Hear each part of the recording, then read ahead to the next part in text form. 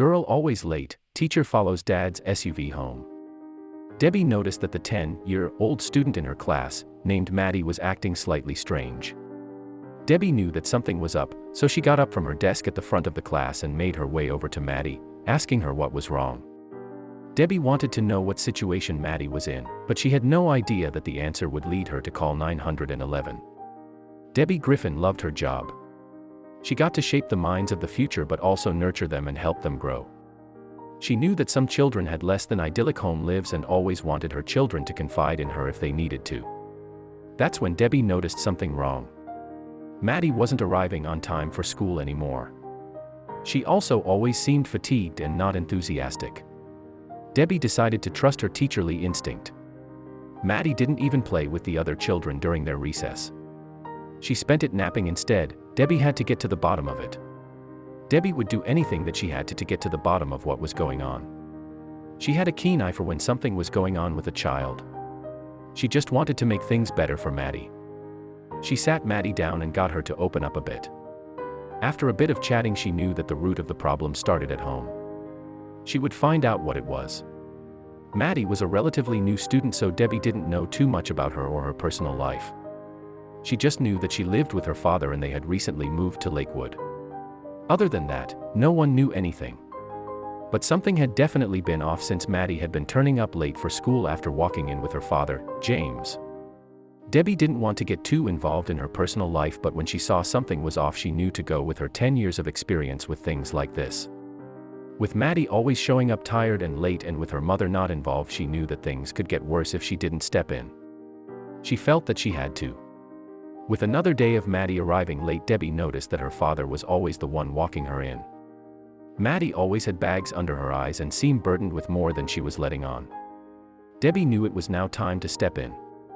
She called 911 on her phone. James Schweikard would be surprised. The police decided to follow her father home after he dropped her off. They could easily identify him from his ragged appearance. They watched him get into his SUV and drive off. The police would never expect what they would find. James Schweikard would be surprised when the police showed up. They proceeded to surround him. They asked him to step out of his vehicle. The officers surrounded the 41-year-old man and told him that they were only trying to help him. They asked him to step out again, but he wasn't having any of it. Up until this point, James had been having a regular day. He dropped off his daughter at school, but when he got into his SUV, he saw cops surrounding him. James looked like a deer in headlights when the officers pulled him out of the car. Officer Butler ignored it and continued what he was doing. Every inch of the old SUV was packed with bags, boxes, and anything else James could cram into the vehicle. Officer Butler was blindsided when he saw the true nature of their living situation. James and Maddy had been homeless for 2 years. Their SUV was their home. In James' experience, the cops didn't help or even care about people like him. Leaving Oklahoma had been James' only option. It wasn't safe for them to live there anymore. The little money the pair had went to survival. There was no way James could afford the apartment he and his daughter so desperately wanted. But instead of handcuffs, Officer Butler did something unexpected. He decided to make good on his word and help. Officer Butler arranged for Maddy and James to stay in a homeless shelter near the school while he tried to rally the community together. Then, he decided to see what he could do about James' SUV. James watched in awe as, over the next few weeks, Officer Butler rallied the community to help them. Soon, everyone knew James and Maddy's story. It was the right thing to do, Officer Butler said. Because at any point in time in our lives, any one of us can be in that same situation.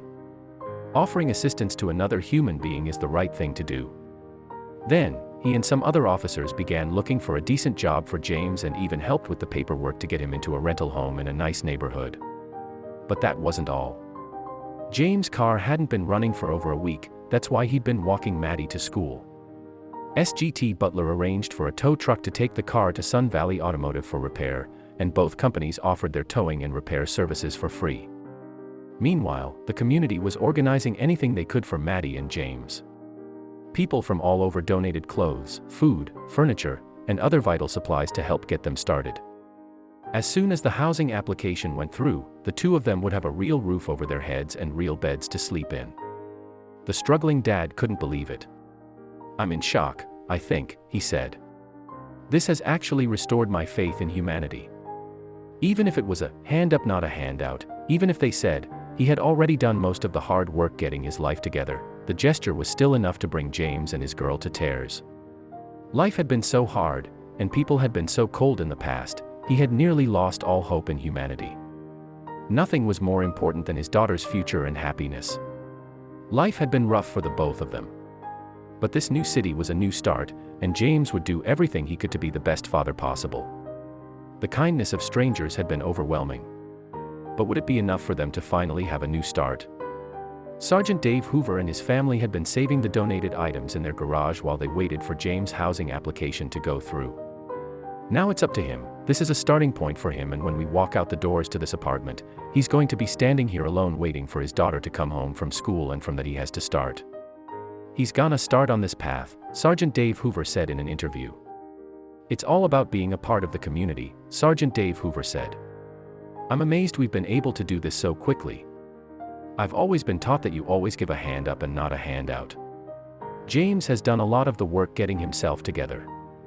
And everyone wanted to help. James had received 5 job offers in just 2 weeks. Finally, the housing application went through. Maddy and James would finally have somewhere safe to stay. I'm so happy, microwave, dishwasher, washer, dryer, James said. This is the nicest apartment I've ever had. I'm very excited. He added, I think it's awesome, I think it's really cool, very unexpected, but very cool. And it wasn't just a house. James and his girl had something they didn't think was possible. They had a home, a caring community, authority figures who really cared, and the helping hand that would let them finally have the future they dreamed of. And if it hadn't been for one teacher with a heart of gold, none of it would have happened.